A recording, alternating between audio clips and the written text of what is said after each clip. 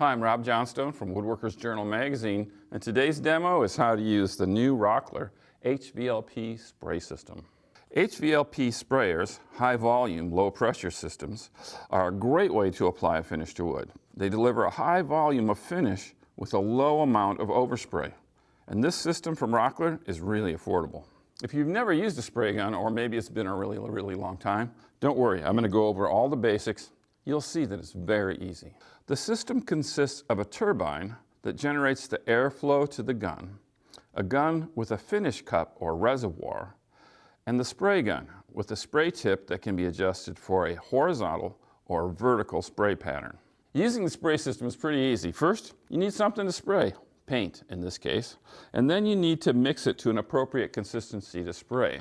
And the way you do that is through experimentation. I'm using water here, that's the appropriate solvent. I'm going to mix it up, test it, and if I need to adjust it, I'll do that at that time.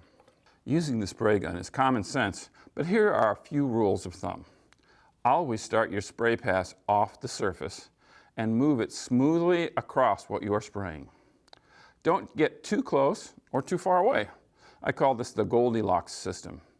And start with thin coats to avoid runs.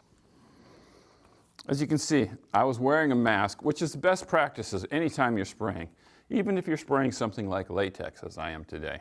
Last thing you need to know is how to clean up your gun. Start by rinsing out the cup with a solvent appropriate to what you're spraying. In this case, it's just water. Then spray the solvent through the gun until it is spraying clear of paint. Then take the gun apart and further clean the parts with water, wiping the parts down with a clean, dry cloth. Then let the parts dry. So that's a very quick primer on using an HVLP spray system. And this version from Rockler worked great and is very affordable. I'm Rob Johnstone from Woodworkers Journal. Thanks for watching.